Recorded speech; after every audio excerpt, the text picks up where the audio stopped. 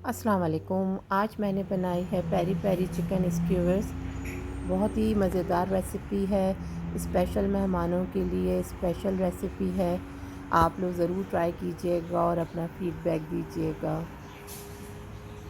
پیری peri chicken بنانے کے لیے میں نے چکن کو اس طرح سے پیسز میں، پتلے پیسز میں، پارچوں کی شکل میں کٹ کر لیا ہے۔ اس میں تھائز اور بریسٹ کے دونوں کا جو میٹ ہے وہ شامل ہے۔ آپ کی مرضی، اگر آپ تھائز کا صرف ڈالنا چاہیں یا پھر صرف بریسٹ کا، تو میرے پاس یہ دونوں مکس ہیں۔ میں نے اس طرح سے ان کی کٹنگ کر لی ہے۔ یہ میرے پاس تقریباً 1 kg چکن ہے۔ اس کے ساتھ ساتھ میں نے ایک میڈیم سائز کی ریڈ شملہ مرچ لی ہے، اس کو میں نے موٹا سا کاٹ لیا ہے۔ یہ میرے پاس 2-3 طرح کی گرین چلیز تھیں، آپ کے پاس جو بھی اویلیبل ہوں وہ آپ اپنے ٹیسٹ کے مطابق لے سکتے ہیں۔ اور یہ پیری پیری سوس ہے تو مرچیں تھوڑی تیز ہوتی ہیں، لیکن آپ بچوں کے لیے بنا رہے ہیں تو خیال کیجئے گا یہ گھر میں جو ریڈ ہو جاتی ہیں رکھے رکھے مرچیں، یہ وہ ہیں۔ اس کے ساتھ ایک میڈیم سائز کی انین ہے۔ یہ میرے پاس 8 گارلک کلووز ہیں۔ تھوڑا سا ہرا دھنیا ہے، لیکن ہرا دھنیا کی میں نے ڈنڈیاں زیادہ یوز کی ہیں کیونکہ مجھے اس کو کلر نہیں دینا گرین، تو میں نے صرف خوشبو کی وجہ سے ہرے دھنیا کی ڈنڈیاں یوز کی ہیں۔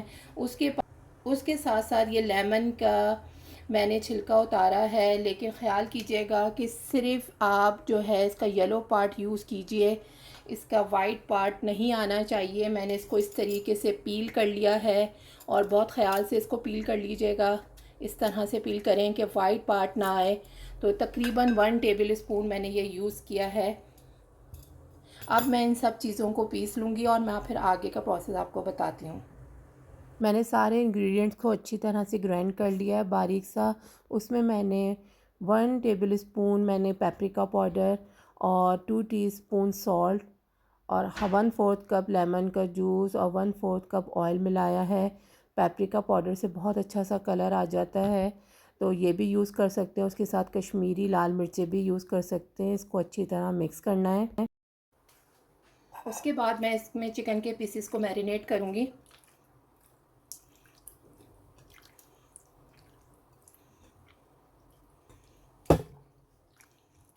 میرینیٹ آپ کسی اسپون کی مدد سے یا ہاتھ میں گلوز پہن کے کیجیے گا، ورنہ ہاتھوں میں مرچیں لگ سکتی ہیں۔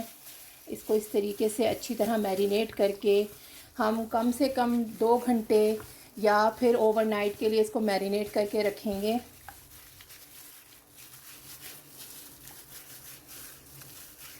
جو نینڈو چکن ہم کھاتے ہیں اس پہ بھی یہی مسالہ لگا ہوا ہوتا ہے۔ یہ نینڈو سوس ساؤتھ افریقہ کی بہت فیمس ریسٹورنٹ ہے جس کی یہ ریسیپی ہے۔ یہ چکن کو میں نے اوور نائٹ میرینیٹ کیا تھا۔ اب میں اس کو کوک کرنا سٹارٹ کر رہی ہوں۔ میں اس کا آپ کو پروسیس بتاتی ہوں۔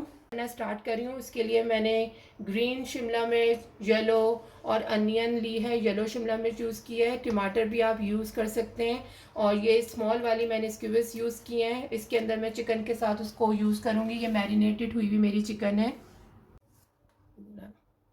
سب سے پہلے ایک شملہ مرچ کو میں اس طریقے سے اس میں ڈال دوں گی، اور چکن کو لے کے، ایک چکن کے پیس کو لے کے اس طرح سے اس کو ہم لوگ کر لیں گے اسٹک کے اندر، اور زیادہ ٹائٹ نہیں کرنا تاکہ چکن اندر تک پک جائے، تھوڑا سا لوز اس کو رکھنا ہے۔ اس کے بعد ایک انین کا پیس ہے وہ میں اس کے اندر لگاؤں گی، ایک اور پھر میں اسی طریقے سے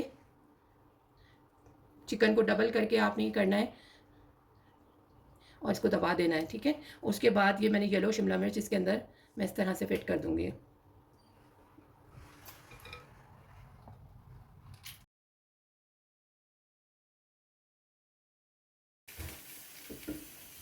میں نے کھلے منہ کے پین میں 2 to 3 اسپون آئل گرم کیا ہے، اور اس کو ہم درمیانی آنچ پہ پکائیں گے۔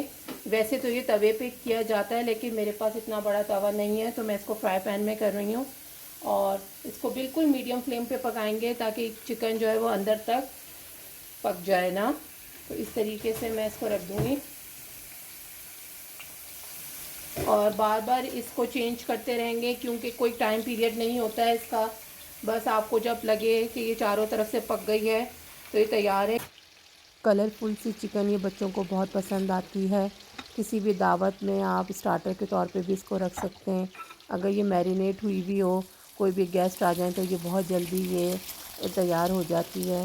ماشاءاللہ سے میری پیری پیری چکن تیار ہے۔ آپ لوگ ضرور ٹرائی کیجیے گا، اپنا فیڈ بیک دیجیے گا اور میری ریسیپیز کو آگے شیئر کیجیے گا۔ آپ لوگوں کا فیڈ بیک میرے لیے بہت ویلیو رکھتا ہے۔ جزاک اللہ۔